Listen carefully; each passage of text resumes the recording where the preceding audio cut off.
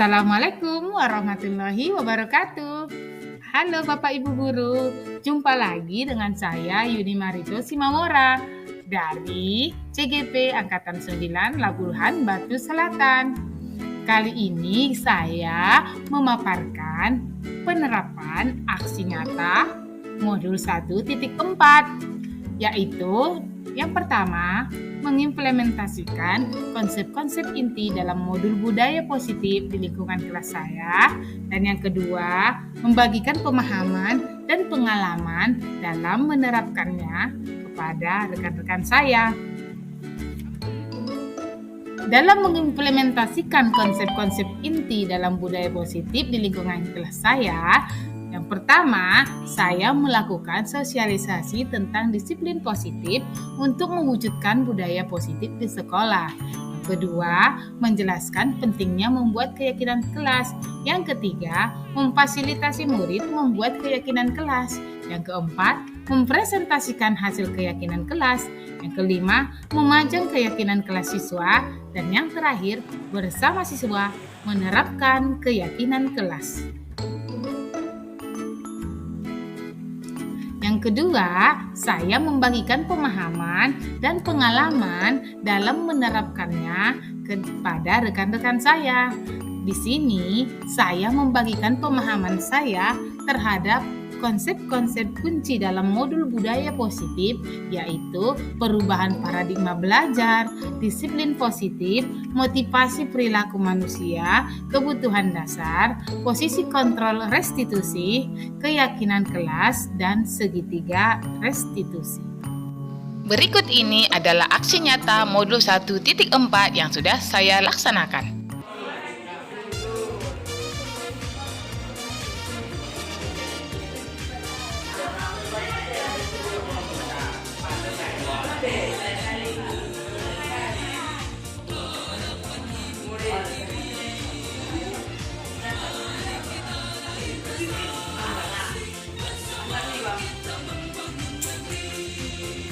Kalau akhlak, bagaimana akhlaknya yang seharusnya?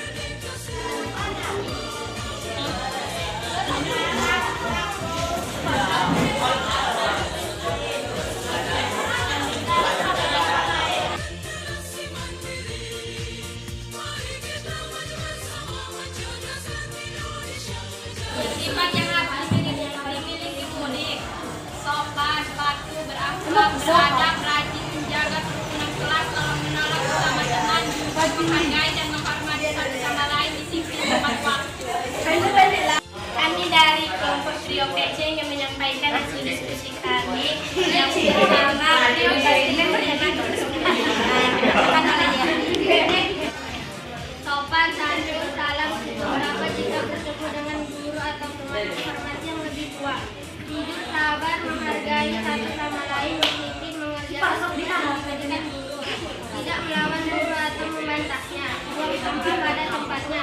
Tidak tahu jam pelajaran, tidak boleh membuli, berani bertanya, bertanggung jawab. Yang ketiga, nilai tugas yang akan dibacakan oleh Fitriani. Coba kembalikan barang pada tempatnya itu apa? Oke, bagus. Nomor 2. Dilarang merokok dan menggunakan narkoba. Apa itu? Kesehatan dan keselamatan. Mantap. Lanjut. 3. Dilarang mengejek dan mengadu kawan. Bagus.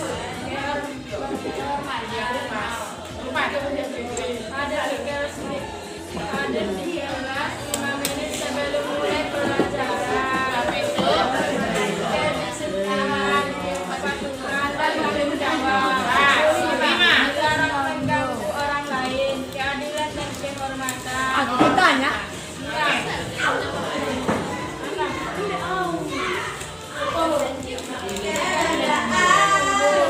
Sabar dan kepatuhan. Oke, sama dan cepat bagus. Lanjut. Ada lagi? Oke, ada yang mau bertanya? Atau Sekarang nih, apa sifat yang harus dimiliki guru di dalam kelas? sifat yang harus dimiliki guru, terutama di kelas. Apa tadi? Apa Rama? Terutama di kelas, gurunya harus ngapain tugasnya? Tugas gurunya Menegur. memimpin guru yang lain dan ya. Tugas gurunya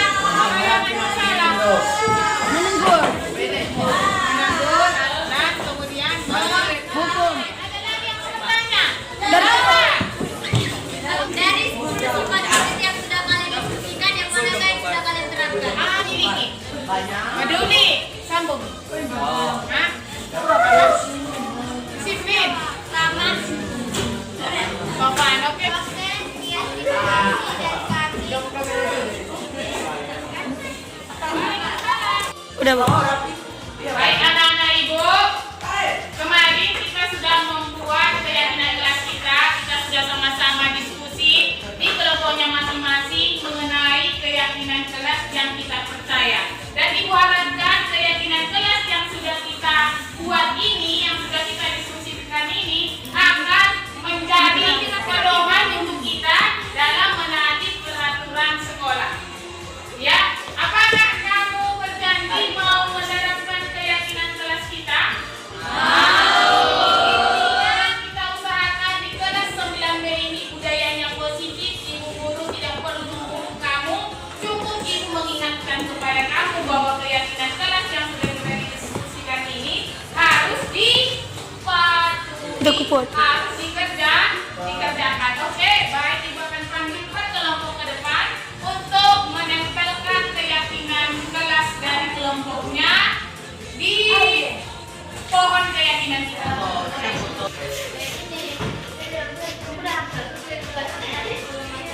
Apa keyakinan kelasnya Sikmahanto? Tanggung jawab. Oke. Dan Mbak Dina, apa keyakinanmu? Disiplin. Si Rapi, keyakinannya? Tolong menolong.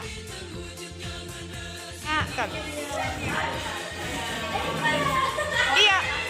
Ayo.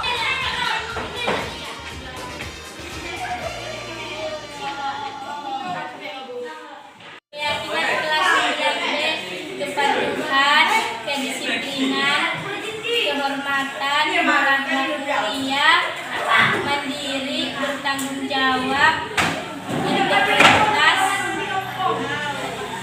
dan kesopanan.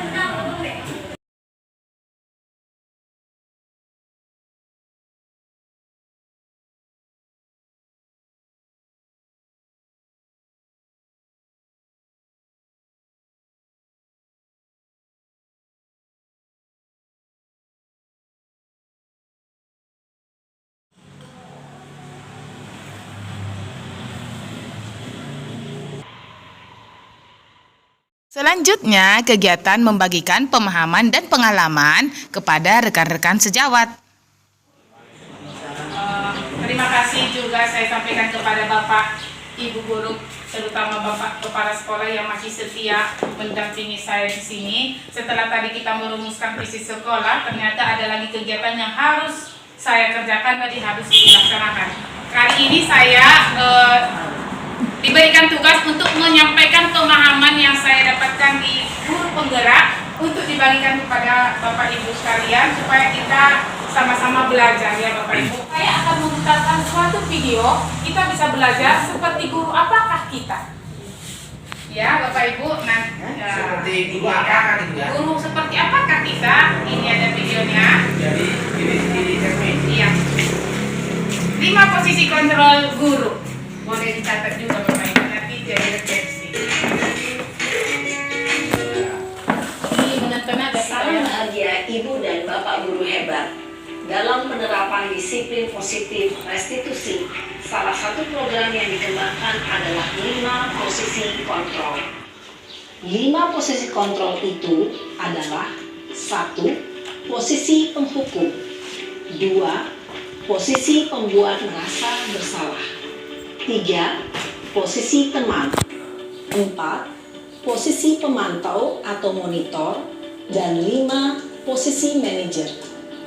Untuk lebih memahami kelima posisi tersebut, mari kita saksikan kasus Naren yang terlambat hadir 20 menit di sekolah dan melihat bagaimana kelima posisi kontrol dalam menghadapi masalah tersebut.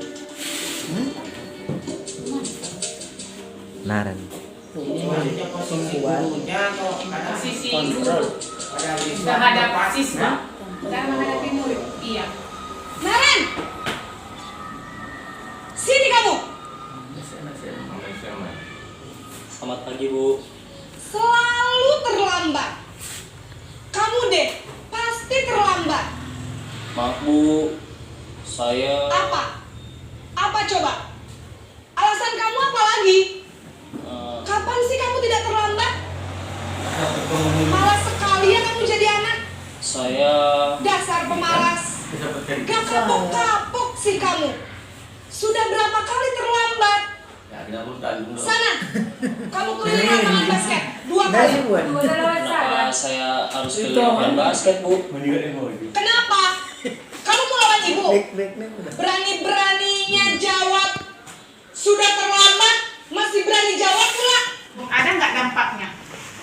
Apa dampaknya terhadap murid ketika kita saling menghukum? Ini juga refleksi bagi saya. Saya jujur saja ya Pak, saya yang paling bawah pula. Posisi kontrol yang ada pada saya ini adalah penghukum, pembuat rasa bersalah. Lama-lama saya belajar menjadi teman, kemudian pemantau. Intinya Bapak Ibu, kita di sini jujur saja kita belum sampai ke manajer. Kenapa? Karena kan sulit, susah loh. Jadi kita mulai dari tahapan-tahapan berjenjang saja dulu. Yang penting kita sebagai guru di kurikulum Merdeka, karena kita berpihak pada murid, kita dilarang menjadi guru yang penghukum. Nah itu dari guru penghukum biasanya Bu, kata-katanya bagaimana tadi? Kalau penghukum, kata-kata yang keluar keras, kemudian apalagi? Ancaman, betul. Ibu, yang posisi kedua? Posisi membuat rasa bersalah. Membuat rasa bersalah. Dampaknya kepada anak-anak apa kira-kira? Jadi dia mengetahui kesalahannya. Dengan tadi guru saya melihat itu menjelaskan bagaimana posisi dia yang membuat kelakuan atau berperilaku yang sering terlambat, sehingga membenahi dirinya untuk merenung keterlambatan dia supaya menjadi mencari solusinya supaya dia nggak terlambat. Kira-kira Bu, yang pembuat rasa bersalah itu si anak itu merasa dirinya salah terus nggak atau gagal terus nggak kalau kita sering melakukan hal tersebut? Kira-kira kalau si anak itu sering, pokoknya kamu kenapa selalu bikin susah ibu? Kenapa kamu nggak mengerti perasaan orang tuamu? Dia merasa bersalah nggak Bu? Iya, Lama-lama anak yang selalu dalam perasaan bersalah itu ada nggak dampaknya sama dia? Bu, kira-kira? Ya sebenarnya ada dampaknya, dia selalu merasa bersalah. Tapi tadi seorang guru itu memberikan bukan seperti nasihat ya. Ibaratnya dia mengetahui dia yang bersalah melakukan keterlambatan. Tapi sebenarnya kita jadikan siswa itu juga berdampingan sebagai teman. Kalau misalnya kita membuat posisi rasa bersalah siswa itu dan dilanjutkan, kita memberikan arahan, dia dapat kita jadikan sebagai teman, pendekatannya supaya dia mendengarkan lah apa yang kita lebih sampaikan. bagus mana, pembuat rasa bersalah atau penghukum? Dari klip video tadi. Membuat rasa bersalah. Iya. Dia Tapi menyadari kesalahannya. Jadi itu dampak positifnya. Iya. Tapi ada nggak Bapak Ibu yang mau berkomentar apa dampak negatifnya jika anak itu selalu disalahkan? Ada. Apa kira-kira? Ada misalnya saya ini pelaku utama dulu. Dulu kamu kasih dulu ya. Dia menyimpan dendam sama kita sebenarnya. Dulu Bu, saya posisi penghukum. Karena saya sering terlambat dia, jangan kasih bicara. Kaki ini udah nendang ini, kaki ini. Tapi besok dia sadar. Tapi akhirnya begitu ada pemilihan guru teladan, guru idola dari guru, saya nggak dapat kue, nggak ada dapat kado, nggak ada kado. Guru-guru yang baik-baik itulah yang dapat bertumpuk-tumpuk kado itu. Intinya Pak, kontrol penghukum itu dia efektif di hari itu juga ya? Iya. Jangka pendek. Karena kan sering terlambat, saya tendang, besok nggak terlambat lagi. Saya lihat dulu waktu saya SMP depan saya sekolah itu STM. Begitu terlambat, itu sepedanya suruh ngangkat di depan gerbang itu. Saya disuruh mengangkat ke parkir. Jadi besoknya nggak berani lagi terlambat. Kecuali dia alasannya benar. Tadi rusak di jalan, nah silakan. Ada dampak positifnya ya Ya, Pak kalau ya? terlambat, Pak tadi saya di hujan, tidak silakan. Tapi kalau nggak ada, saya tendang. Besoknya nggak berani lagi dia. Memang masalahnya lah. Sekarang ada lagi apa kan? Intinya dampak negatifnya itu ada dendam di hati murid ternyata. Ada. Oke, kita yang ketiga Bu Isa apa? Nomor ketiga Bu. Posisinya. Posisi kontrol ya, Bu. Iya, kontrol sebagai apa Bu? Sebagai teman. Sebagai teman. Kalau dia sebagai teman, ciri-cirinya itu bagaimana ungkapan seorang guru yang posisi kontrolnya adalah sebagai teman? Sesuai video tadi. Ketika dia menganggap dirinya sebagai teman si murid, dia bagaimana? Cenderung bagaimana? Kita harus memperlakukannya sebagai teman. Iya betul. Iya. Jadi nada bicaranya bagaimana tadi? Iya. Seperti teman. Nadanya tadi seperti Lembut. teman. Oh lembut, akrab ya seperti teman ya Bu. Berarti ramah ya. Oke. Dampak positifnya kira-kira bagaimana Bu jika kita memiliki posisi kontrol sebagai teman terhadap anak kita di kelas? Mengagahi. Bagaimana Bahasa kira-kira? kita menghargai. Yang positifnya, Iya. Bu kira-kira bagaimana? Yang positifnya, kalau dia ya kita ramah sama dia. terbuka. Itu lebih merasa diperlakukan sebagai nyaman, Oh, soft, nyaman. baik. Lebih terbuka. Iya, Oh iya betul, lebih terbuka. Namun kalau di sekolah kita ini diterapkan, jadi anak-anak itu makin melunjak ya kan Bu? Iya. Oke, posisi kontrol yang keempat Bu Sarifah, apa tadi? Kontrol. Pemantau. Iya. Pemantau. Pemantau. Kalau pemantau ciri-cirinya bagaimana Bu? Dia lebih kemana? Dulu kita ibu, Lebih ini kan memperhatikan. musim buah-buahan, banyak buah-buahan. Kalau guru yang baik itu dapat buah-buahan. Itu yang tepat dia Pak. Kalau gurunya yang Jadi kejam itu kejam, hukum. kulitnya itu nggak dapat. Itu kadang itu ya kan Pak. Sampahnya mau disuruh ngangkat nggak mau. Itu. Berarti tadi begitu ya Bu Butet, dia lebih sering memantau dia kan, memantau untuk dapat data si anak ini ya kan, sehingga ketika anak itu mendapat berbuat kesalahan dia sudah ada datanya yang mau diberikan konsekuensi ya kan Bu. Kira-kira Bapak Ibu yang mana yang lebih ideal di antara kelima posisi kontrol? Teman dan monitor, monitoring. Dari Bu Rapidala dulu, kira-kira mana yang lebih ideal Bu? Karena di pembelajaran SMP menurut saya Kalau masih lebih diupayakan cocok posisi menghukum teman. dan Iya. memberi rasa bersalah. Iya, Menghukum dan membuat rasa bersalah. Tapi Iya. kalau kita lihat dari segi dampak negatifnya ke depan bagaimana? Apakah itu perlu kita pertimbangkan? Ideal. Kalau saya rasa ya posisi kontrol ini untuk tingkatan-tingkatan kelas itu harus berbeda-beda. Kalau untuk tingkatan SMP menurut saya ya posisi penghukum dan pemberi rasa bersalah ini harus lebih sering dikuatkan daripada posisi kita sebagai teman. Karena nanti kalau SMA membeda. pemikiran anak SMP masih apa, jadi dipikir kalau teman itu suka-suka. Begitu. Itu menurut Ibu Rapida ya. Bagaimana kalau kita minta dikuatkan sama Bapak Kepala Sekolah dan Bapak Wakil? Pak Wakil. Kadang-kadang kita ambil posisi teman, jadi akhlak anak ini belum teruji. Iya. Jadi digendong malah kepala. Nah, kan itu kan. Dikasih apa namanya?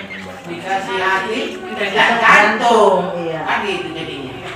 Kalau anak-anak ini nggak tahu, dikasih hati tidak jantung dia. Kalau dari Bapak Wakasek bagaimana Pak? Saya setuju sebenarnya di semua ini. Semua tingkat pendidikan baik dari SD lah sampai perguruan tinggi, semua posisinya ada. Iya betul. Penghukum, nanti mahasiswa yang tidak mengerjakan tugas akan dihukum dua kali lipat. Lebih berat lagi malah. Pembuat merasa bersalah. Jadi kelima ini ada semua itu. Iya. Ada, tidak hanya di SMP, di SMA saja pun. Begitu orang pun agak lemah sedikit, guru-gurunya jadi macam pulau lah di sini. Kalau kita SMP itu kan udah merasa ganteng, merasa cantik, ya begitu. Jadi kalau dari posisi teman saya teringat Pak Tulus, sampai mau dibilang Tulus, karena mereka teman. Iya. Akrab kali. Nih Om, halo Tulus, beri ngomong sama guru, sudah, jadi nggak berkah lagi. Nasional jadi. Jadi kalau untuk pemantau, monitor dan kursi manajer ini sepertinya di tempat kita ini masih belum pas. Iya betul. Kalau jenjang SMA bisa lah kan? Nah, SMA bisa. itu adalah menurut kita masing-masing. Tetapi Bapak Ibu, jika kita melihat dan mempertimbangkan dampak positif dan dampak negatifnya dari kelima posisi kontrol tadi, kita sudah lihat juga videonya. Kira-kira posisi kontrol mana yang harusnya dimiliki pusat, yang paling utama? Nah.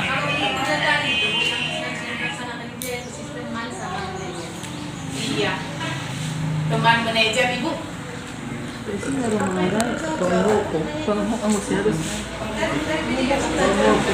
Oh iya, kalau menurut Ibu Butet penghukum nggak cocok lagi diterapkan. Menurut Bapak Ibu? Semacam kontrol. Kontrolnya apa Pak? Kontrol. Kita bisa membatasi. Kalau dia membatasi lebih ke pemantau. Bapak Ibu, di sini saya tidak mengajari, saya hanya berbagi pengetahuan saya bahwa posisi kontrol yang baik itu adalah posisi manajer. Saya orangnya adalah penghukum. Terkadang saya berubah ke posisi membuat rasa bersalah. Kadang saya sama anak-anak, ini kamu kan ibu udah jelaskan berulang-ulang kok kejadian lagi. Itu ketika kita posisi pembuat rasa bersalah. Kadang kita jadi seperti yang Bapak Wakil Kepala bilang tadi, kadang kita jadi teman. Apa kabarnya? Baju baru kamu ya? Kan anak-anak itu senang kan? Tapi kemudian ada lagi, kita menjadi posisi pemantau. Kita memantau setiap kegiatan yang dilakukan anak-anak, misalnya yang absen. Kita kan ada datanya ya kan? Di absensi ya kan? Nah, intinya posisi kontrol manajer itulah yang diperlukan utamanya, walaupun nggak itu saja, kita bisa ke teman. Intinya Pak, kita harus meninggalkan posisi penghukum.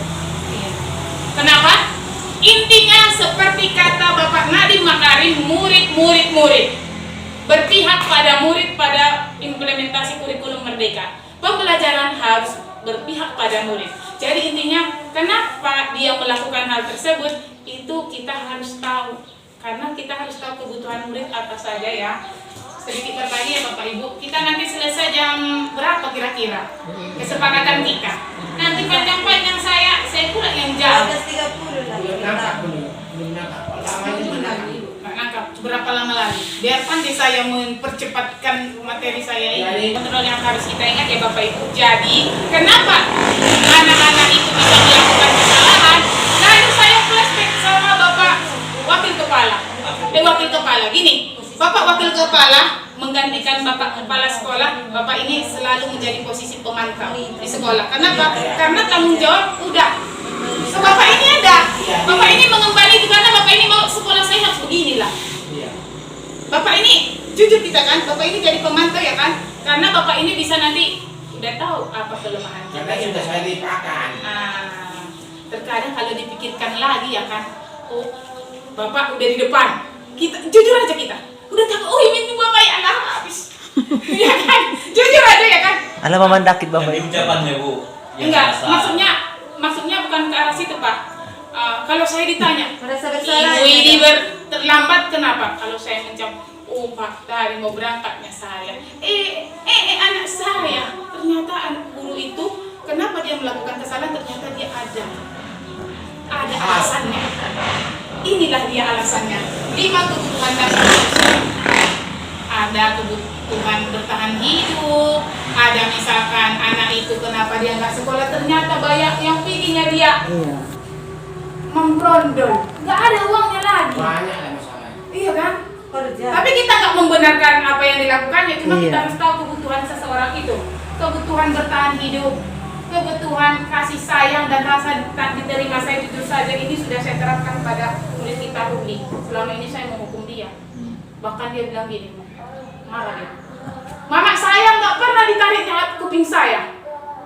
Baru? Si Ruli yang baru ada laporan ibu ini. Aku pun kan pas itu kan yang murah kali itu kan. marah dia kan. Ibu ngapain marah-marahin aku? Kan aku yang cari uangnya. Bukan dari nenek uangnya Bu. Satu lagi, Kamu apa? satu lagi budong orang. Di sini saya nggak, kayak hebat enggak. Di sini saya belajar budong orang lagi. Ibu itu mengajar, si Ruli jalan nyanyi. Habis itu apa yang salah saya sama saya juga begitu, sama Bu Bulan dia kan keluar orang itu kan. Ada masalah ini. Kemudian saya dekati dia, memang waktu itu saya suruh dia duduk, saya sapa dia bagus, enggak. Saya berusaha bersabar. Ternyata setelah ditelusuri saya menangis. Dia butuh rasa kasih sayang dan rasa diterima. Ayahnya Udah meninggal. Ayah saya masih bayi, udah pikir, udah meninggal lagi. Habis itu mama saya udah menikah lagi. Saya sama nenek saya, wajar dia seperti itu ternyata. Tapi memang salah itu Bu. Tapi perbuatannya memang salah. Harus mengikuti peraturan sekolah, jangan mengikuti kehendak dia. Iya Pak, itulah pendekatan kita ke anak. Biar kita kan mau dia seperti ini, jadi kita ngerti dia dulu. Biar gampang alurnya gitu Pak, yang saya pelajari ya sama dia dan ada juga kawan-kawan yang lain. Sama itu Bu, kalau dalam pelajaran olahraga, komando ikuti komando, jangan komando mengikuti anak-anak. 30 orang itu. Kita suruh dia Pak mengikuti kita melawan. Dengarlah dulu Bu, 30 orang anak-anak itu lain-lain akalnya. Ayo, silakan masing-masing. Mana bisa gurunya satu mengikuti yang 30 orang, tapi yang 30 orang ikuti ini komandannya. Contohnya begini, kerjakan kan gitu. Memang agak makanya tadi berbeda-beda. Baik Bapak Ibu, intinya kita kan harus menegakkan peraturan, tapi terkadang kita perlu juga mengetahui alasan si anak. Nanti anak itu misalkan dia yang bocor bannya, wah, padahal dia bocor ban, coba kita yang bocor ban macam saya yang sama. Iya sama itu. Dalam prakteknya olahraga kan nanti ditanya, kenapa kamu nggak bisa lompat? Ditanya, saya sakit ini, oh gitu, iya kan gitu. Tapi kalau dengan dipaksa tadi dia bisa bagus. Kalau si Rumi itu Pak nggak bisa dikerasi karena Itu berbeda-beda orangnya. Di sini dia masuk Maksudnya apa? Sistemnya, sistemnya. Bapak kan nggak kasar. Enggak. Dia memang kayak gitu, Bu. Bu, Dia kalau ngomong bagus sama aku, menetik ilunya, Bu. ini benar itu kan Ya sebelum itu udah macam dia tuh dia ini. Jadi nanti banyak hal-hal yang dari rumah Bu banyak. Dari rumah itu nggak pernah diajarkan pada tua. adanya anak yang nggak bisa di Teacher Sanda, ini mengerti anak-anak bosan. Kita aja Bu, Bapak Ibu, kita yang ikut kemarin pelatihan IKM, gurunya hanya ngomong dosen namanya itu fasilitator ya. Dia ngomong sendiri, kita ngapain? Ceramah. Main handphone kami, ketawa-ketawa. Nggak ada yang memperhatikan dia.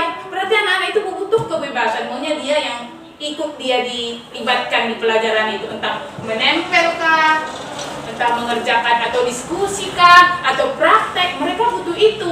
Dan kita harus tahu itu. Nggak bisa Bu. Siswa itu yang mau cari ilmu atau guru ini yang mengapa?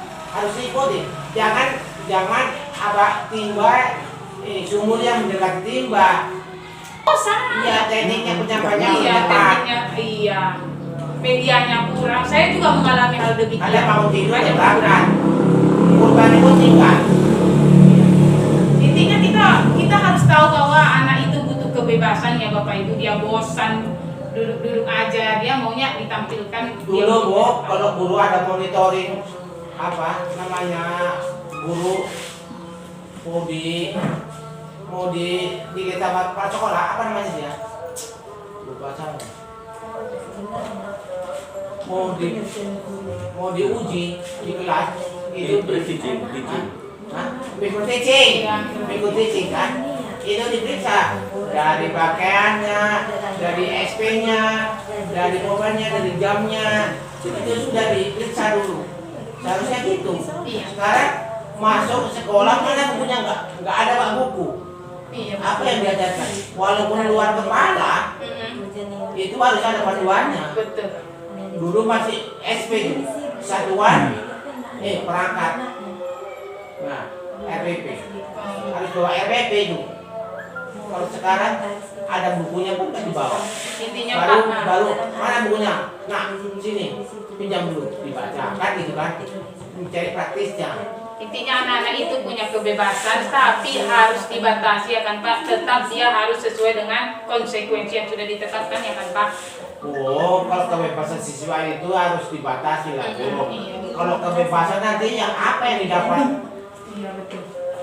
Jadi intinya Bapak Ibu kita harus ingat ya, ini harus kita pahami sebagai guru bahwa murid kita adalah manusia dan manusia itu punya kebutuhan kasih sayang dan rasa diterima, kebutuhan kebebasan, kebutuhan kesenangan, dan kebutuhan penguasaan. Misalkan saya ini menunjukkan diri lah. Tapi kan nggak salah. Iya Pak. Guru itu kadang-kadang nggak disadari emosinya. Anak-anaknya ini bagus, kita tabat juga. Ya kita kan mempunyai apa sendiri. Tidak diberikan kebebasan Iya. Iya. Nah, ini poin yang kedua ya Bapak Ibu, tadi kita belajar tentang posisi kontrol, yang kedua kita belajar tentang kebutuhan dasar manusia. Kemudian Nah, tadi saya dengar ada yang bilang kalau di sekolah kita masih cocok penghukum. Jadi selama saya menjadi guru, banyak yang lebih senior dari saya mungkin akan berbagi pengalamannya apa. Kalau saya sering menjadi guru dengan posisi kontrol penghukum, anak-anak itu punya dendam dan akan melanjutkan kebiasaan kita, tradisi kita yang memukul itu ke generasi berikutnya. Saya adalah korban dipukul ketika SD nggak dapat perkalian, pak. Jadi saya kayak gitu juga sama anak-anak. Itulah kita. Kalau kita udah berani ke posisi manajer yang memang sangat susah, nanti itu akan berubah dari generasi ke generasi.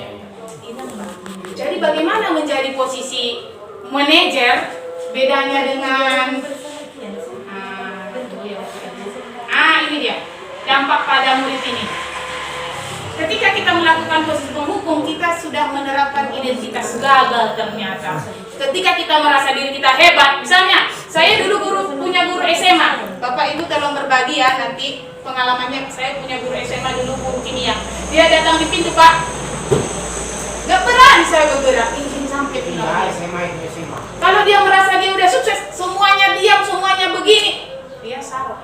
Dia nggak berhasil. Kami hanya rasa takut kami saja, dan itu adalah motivasi eksternal. Jadi kalau guru yang lain masuk, hore gitu, nggak ada. Jadi dia sebenarnya nggak memberikan dampak yang besar untuk sikap anak. Itu kalau posisi penghukum. Salah ngomong, salah, jadi anak ini bukit gitu juga sama orang lain. Intinya saya adalah korban guru saya yang suka menghukum, jadi saya pun ikut menghukum murid saya. Coba kalau dari dulu generasi kita itu memang dulu kan kita penjajahan namanya kan Pak. Prodi kerja paksa, kalau nggak dipaksa nggak selesai perjalanan itu ya kan. Itu yang diterapkan di pendidikan. Jadi pendidikan kita kalau dulu itu udah dimulai dari kontrol guru itu adalah manajer, mungkin kita juga pasti jadi manajer. Ya kan Bapak Ibu, sepakat nggak sih? Nah ini dia, saya bacakan. Dampak pada murid. Siapa kira-kira di sini yang lebih banyak penghukum? Saya jujur saja, saya dampak penghukum, tapi sejak saya mengikuti guru penggerak berkurang jauh. Saya 10 menit di lapangan, saya tendang itu. Nampar saya. Iya, cepat Tidak mau lagi saya. Jadi kalau begini Bu, kita tak menghukum, saya khawatir. Kita bisa melihat kita selama murid. Kalau di sekolah kita ini memang itu seharusnya penghukum. Seperti monyet bercerita di pinggir sungai. Nggak dihargai. Cerita ya. Anak-anak Paris, Betul, Pak. Oh ini artinya jangan sampai posisi penghukum itu tidak dilakukan sekolah. Dan saya khawatir karena nggak ada ilmunya anak ini. Terlihat dari kondisi siswanya itu yang harus.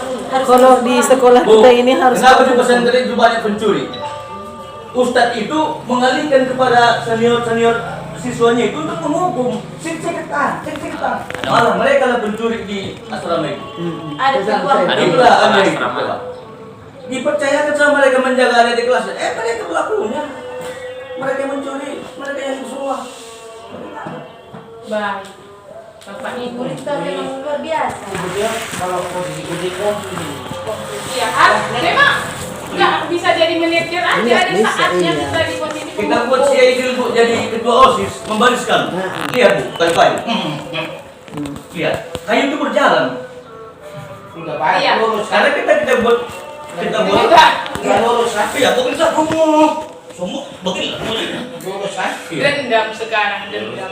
Tapi sekarang Junior waktu orientasi Jangan buat kayak gitu sama atasannya. Itulah yang sering ini perubahan budaya ditakutkan sekarang anak-anak kejadian lagi. Pak, sekali-sekali di foto ya Pak. Takut lagi. Nah, iya betul Pak. Gitu loh memang. Tapi harus itu. kita mau berubah nggak lebih baik? Gitu ya kan. Jadi yang pertama itu adalah ini namanya segitiga restitusi ya Bapak Ibu. Ini kan, ini berdasarkan teori ya. Yang pertama ketika anak melakukan kesalahan. Coba dari Ibu Syarifah lah dulu. Syarifah, kira-kira apa masalah selama Ibu mengajarkan udah lama? Apa yang paling berat yang pernah Ibu tangani? Masalah menurut Ibu yang memang sudah luar biasa kan? Yang paling berat. Kembali. Yang paling berat. Harus detail dia. Iya. Apa? Lagi belajar karena nggak mau dia mengikuti. Itu yang paling berat. Dari bapak sekali. Pas membariskan Bu, berat. Apalagi cuma satu orang yang apanya. Kita pernah panggil nggak sebenarnya anak yang membuat rusuh waktu saya kan membawakan senam. Pernah nggak kita panggil dia untuk melakukan pendekatan? Enggak, kan yang ada tak. Memang kok. Betul. Coba nih, memang kok Pak, itu ada kerjaan kita. Tapi inilah, kenapa kalau kita nggak ambil aja waktu untuk melakukan pendekatan? Ini dia segitiga restitusi. Misalkan, yang pertama yang harus kita lakukan adalah ketika anak salah. Katakanlah dia apa yang paling jahat tadi, membariskan. Oke, ketika kita panggil ke depan, ngomongnya begini. Kayaknya kan jujur juga saya ngomong harus ambil dari kita panggil dia kan, Bu. Kamu ibu panggil karena apa? Saya tadi jalan-jalan waktu baris, Bu. Kenapa rupanya? Gak enak, Bu, senamnya. Oh iya, harus kita dekati dulu dia apa yang membuat dia gak nyaman. Apa alasannya? Ternyata entahnya nanti sepatu Nabi kamu entah yang di depan pun pemandunya pun tak kayak mana ya gerakannya, entah yang mana yang mau diikuti. Intinya kita dengarkan dulu alasan dia. Ibu pun pernah ibu salah. Seperti saya lah kepada murid saya. Ibu pun pernah yang gak ikut apel pagi. Semua orang itu punya kesalahan loh, punya hilaf loh, seperti ibu. Ibu pernah gak apel pagi kok. Mungkin itu saya baik ya. Cuma saya hanya berbagi ilmunya saya ya, yang saya dapatkan. Nah, jadi Bapak Ibu, pertama kita stabilkan dulu identitas kita. Jangan kita bilang ya, oh memang kok panah kalau jangan. Memang masak kepaturan ayam. Itulah menstabilkan identitas bahwa setiap orang itu bisa bersalah, tapi bagaimana dia memperbaiki kesalahannya itu ya Bapak Ibu ya. Yang kedua itu validasi tindakan yang salah. Setiap dia berbuat salah selalu tanyakan kenapa. Kenapa? Saya dulu gitu kan masuk dia kan terlambat, nih jalan dia kan berbit-bit babanya kan. Ternyata harus ditanya. Udah, nggak sampai di situ saja. Kita harus menanyakan keyakinan. Jadi Bapak Ibu, saya sebagai wali kelas juga ibu wali kelas, kita punya tanggung jawab untuk membuat kesepakatan di kelas. Kesepakatan itu beda dengan peraturan. Kalau peraturan biasanya itu guru yang kasih tahu. Terlambat sama ibu 5 menit, keluar. Itu guru, itu peraturan, tapi kesepakatan berbeda. Kesepakatan itu kita semua.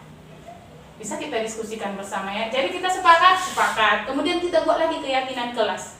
Apa keyakinan kelas kita? Saling menghargai. Disepakati betul-betul dulu. Udah, jadi ketika dia melakukan pelanggaran, kita panggil dia bagus-bagus. Kenapa? Iya, ibu juga pernah salah. Distabilkan dulu emosi dia. Distabilkan dulu dia, biar dia ceritanya ngalir. Saya mau menerapkan ini, saya juga belajar Bapak Ibu. Setelah itu kita tanya dulu kenapa alasannya itu. Mungkin karena dia lapar kali, nggak konsen dia belajar ya kan. Akhirnya main-main, mungkin dia nggak tidur-tidur. Yang terakhir menanyakan keyakinan. Jadi keyakinan kelas kita yang mana rupanya yang nggak melanggar? Kedisiplinan Bu. Jadi solusinya kita tanyakan dia apa solusi dari dia sendiri, cara dia memperbaiki dirinya ke depan. Bukan kita. Cari solusinya. Bapak Ibu, demikian penerapan aksi nyata saya dalam mengimplementasikan konsep inti dalam budaya positif di kelas saya dan kegiatan membagikan pemahaman dan pengalaman saya dalam menerapkan budaya positif kepada teman sejawat saya. Sekian dan terima kasih. Assalamualaikum warahmatullahi wabarakatuh.